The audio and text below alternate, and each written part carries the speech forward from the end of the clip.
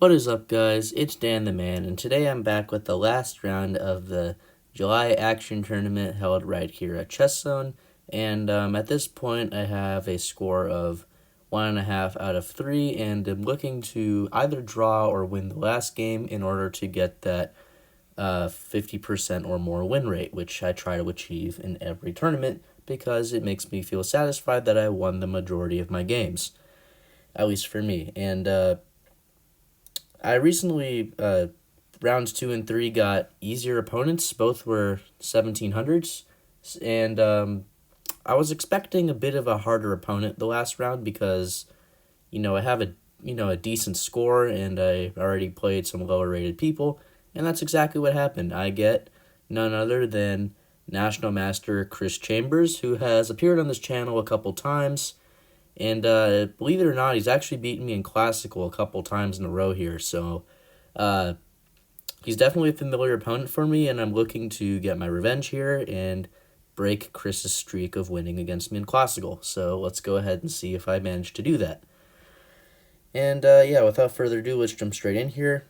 And since this is the last round of the tournament, I will also be linking the rating results in the description since I'm recording well after the results are out. But let's just get into the game here.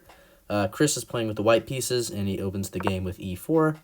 I go e5, knight f3, knight c6, and here Chris plays the Ruy Lopez opening with bishop to b5. I go a6, something I've recently transitioned to. Used to be more of a Berlin player, but now I have, just redesigned my opening repertoire and now am more of an a6 player. He moves the bishop back as expected, and I play knight f6. He plays this move d4, which I've never seen before. I've seen this position a bunch of times, and virtually everybody playing as white here castles. Everyone here castles. And then I would do something like b5, bishop b3, and maybe something like bishop c5 here to develop. This is usually what I play as black. Life goes on. I would castle, and, But here Chris plays d4, which he told me after the game is actually called the Mackenzie variation. And I did a bit of research on this sideline. It's very unpopular. It's not played a lot at all. It's a rare sideline, but it's, hey, it's still perfectly playable, and there's nothing wrong with it. So, since Chris has played a move I'm not familiar with, I obviously hesitate a little bit and try to think about, how to, play this properly. And I don't want that pawn to go to d5 and start hitting my knight and making it retreat, so I have figured I might as well trade that pawn off, right? And I was expecting him maybe to go e5 here as a possibility, which is a book move. But here he actually castled, offering a second pawn in the center. But in these types of positions, you never should take the pawn in the center because your knight is on an open file leading to your king, and all sorts of bad things can happen on the e-file. So I play a safe move and play the move bishop to e7 just to block that file for the time being. And now taking the pawn next turn is fine because the bishop's in the way and there's not really any pin. So Chris decides to save the pawn, and we're still in book moves. He plays the move e5. And here, there are two knight moves that I was looking at, knight e4 and knight d5. By far, the most popular move is knight e4. Knight e4, the point is you're maybe trying to go knight c5 and trade off white's bishop, and that's the main point. And I looked in the Opening Explorer here, which documents all the games on chess.com between masters, and knight e4 was by a vast majority what is played most of the time. But since I'm not familiar with this sideline, I play the move knight d5, which, believe it or not, has a very high win rate for white, despite being a relatively okay move according to the engine. If I remember correctly, I think white had like an over 70% win rate with this reply from black. And even Chris here said that, knight d5 is not a good move, but, it's not like white has a massive advantage. It just tends to give white a better position, but the move itself isn't bad, so I would consider both playable, but knight e4 is more common and it's more safe. So knight d5, he played rook e1, and I'm down a few minutes here because I was thinking, as I mentioned earlier. Here at castle, and Chris decides to recollect the pawn with knight takes d4, and here I decide to go knight b6 to attack his bishop. The bishop obviously moved to b3, and here I'm supposed to just move my d-pawn and open the path for my light-squared bishop, or even maybe take the knight here and then play the move d6. This is also fine. Let me just delete that here. Let me just delete that. There we go. Okay. Sorry. So after bishop b3 here, I'm supposed to just take or play d6 first, but I instead play this interesting move, bishop c5, intending for him to take my knight on c6, in which case I would take with the d-pawn and maybe offer a trade of queens and open the bishop at the same time. But he played knight f3 here. He wasn't doing what I was intending. And again, I should have played the move d6 or d5 here to really get my last piece into the game.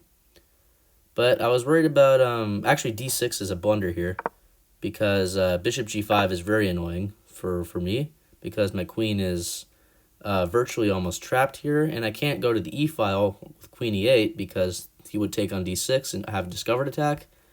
So queen d7 would have to be played, and then he would play this move e6. And actually the best line here is to give up the queen for a rook and a bishop like this.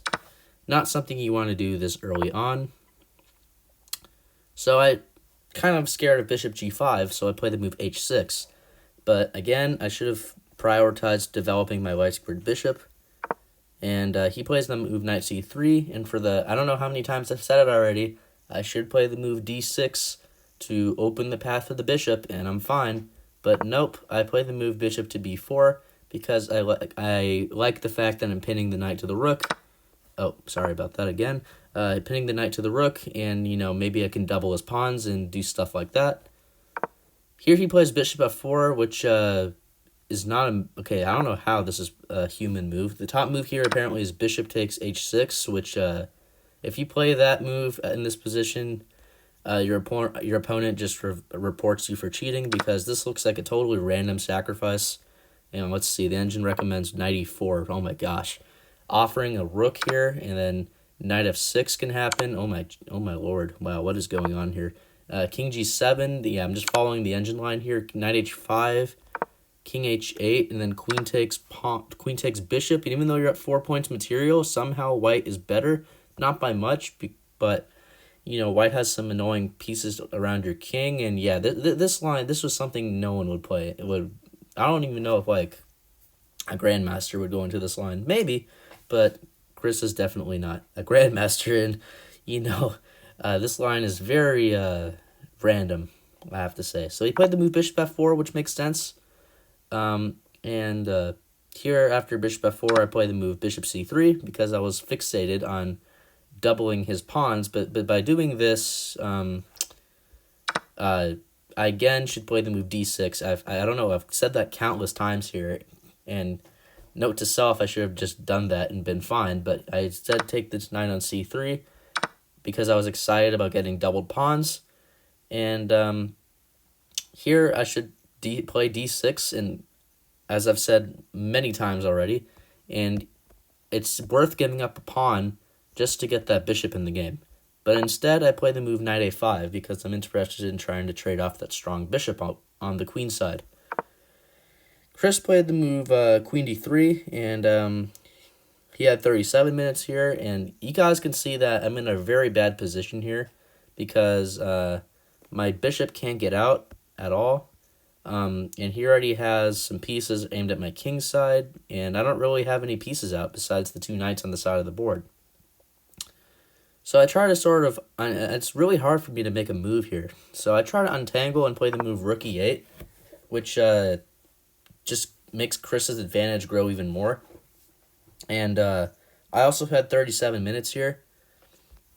Top move, one of the top moves here is bishop takes f7 check, which he didn't play in the game. He could have sacked one piece and then sacked the other bishop with bishop takes h6. Oh my goodness. This would have been Chris's immortal game if he had went into this line. And if I take, what that does is that it opens this rank for the queen to invade. And if I go king e6 here, he can just bring his rook over here. And my king is now stuck. It's a sitting duck. As you guys can see, the king has no legal moves. And this just looks like game over if you don't know. Black can survive a little bit longer, but essentially, I'm just toast. So Chris could have sacrificed both bishops to make my king be virtually unsafe, but he does it this move too, which is basically just as good. He plays the move bishop takes h6, and I thought at first that his idea was to play the move if I take back. I thought his idea was to go queen g6 check because this pawn is pinned by the bishop on b3, and I thought that was what he was banking on. So I'm like, okay, if he's banking on queen g6, why not just me take that bishop on b3, so that way queen g6 isn't possible because the f-pawn is no longer pinned by the bishop over there. And if he were to take my knight back here, I would take his bishop and his attack is fizzled. But he did not take back. He played the second brilliant move, knight g5, and I was like astonished that he played that move so fast. Of course, given the fact that he didn't play bishop takes h6 right away, he was probably calculating ahead to this point, so that's why he played the follow-up move pretty fast. So he played knight g5 here, oh my goodness, and he's threatening queen h7, which is pretty much impossible to stop. If I take this bishop here, queen h7, and then queen takes f7 is mate, so I can't do that. And I'm sitting here thinking like, oh my gosh, Chris is just obliterating me with this attack. And I was actually thinking about, sacking the queen for the knight and maybe grabbing the rook in the corner like this. And I'm like, okay, maybe I can survive like this and be down material. But I didn't sack the queen because, it's very unnatural to do. And I was trying to figure out a better way to survive. So I played the move g6 here to stop the mate threat and maybe preserve a little bit of extra material. But now he decides to take back, and my position is just crumbling here. It's a +6 position. He's up a pawn, but that's the least of his advantage. The most painful part of his advantage is the fact that my king is being ambushed by his pieces. Look at that bishop on h6, the knight on g5 is lurking, the queen can potentially join the attack. Maybe white can, bring the rook over here in the future. Like, my king is in dire straits here. So I play the move d5 to finally get that bishop out, maybe play bishop f5. He just takes en passant though, and here I play the move c5 because I noticed that queen d4 would have been lights out. Like, let's say I just take back normally. All of a sudden queen d4, and the attack on the dark squares is fatal, and I'd have to basically put a few pieces in the way just to delay checkmate. So by playing c5, I survive a little bit longer because I guard that d4 square, but here he plays rook takes c8 check, and then plays the move knight e4, threatening a fork on f6. So here I play the move queen e5, that way I defend against that threat, and maybe can play the move bishop f5 and rook e8, and maybe survive, although this position is still very grim for black. So after queen e5, I'm actually up like a couple minutes here. Here he played the move f4, harassing my queen again here, and I don't really have a bunch of squares to go to with that queen. I can't go to d5 because knight f6 would be a fork. Same thing with h5. Same thing with queen to e8. Queen h8 looks pretty ugly, just putting the queen in the corner of the board. So I settle with the move queen f5.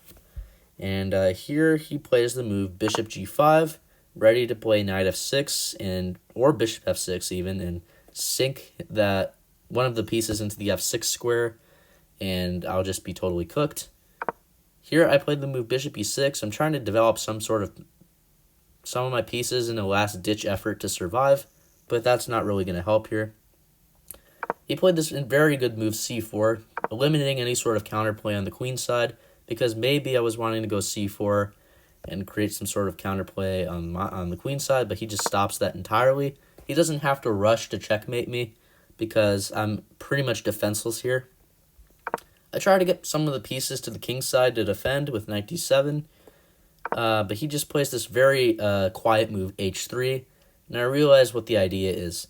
My queen is going to be trapped on the next move with g4 if I don't do anything, so if I just play like a regular looking move, like rook e8 here, oh, actually, rook e8 is a bit clever, and I'll explain why. If I play a move like a5 here, g4 and the queen is lost, and I can pretty much resign here.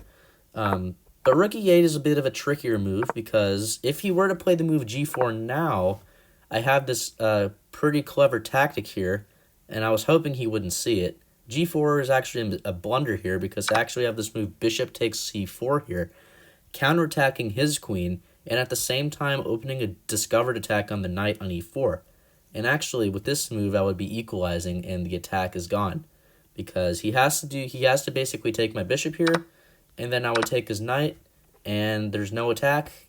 And in fact, the best move here is to trade queens. Sure, he's up a pawn, but the pressure has been alleviated.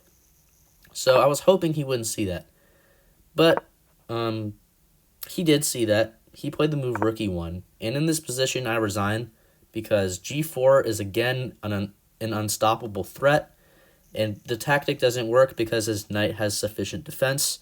So, yeah, there's nothing I can do here, and this is a hopeless position. So, yeah, we resign the game here against Chris Chambers. We have a final score of 1.5 out of 4. Not one of my greatest tournaments, but again, it's not really a horrible score. It's not like less than 1, but it's a bit sad that we didn't get 50% or more. And they take a look at the accuracy here. Chris basically just destroyed me in this game with his 2 brilliant moves, mainly because of the opening that he played, the sideline that he played, which got me into some very unfamiliar territory here. He played at 89.8 accuracy, and I played at 78.6. So not one of my greatest games, but congrats to Chris for finding those 2 brilliant moves. That's probably one of his favorite games from the tournament, if I were to imagine that. And I guess I'll just study these obscure lines of the Ruy Lopez, because you never know that he might play it again. He might play it against you one day. And if you were to play it again, I know what to do now. So we all can learn from a few things from chess games. And I'll link the rating results in the description, but I'm going to go ahead and say that I lost a bit of rating from this tournament. Still above 1900, but barely.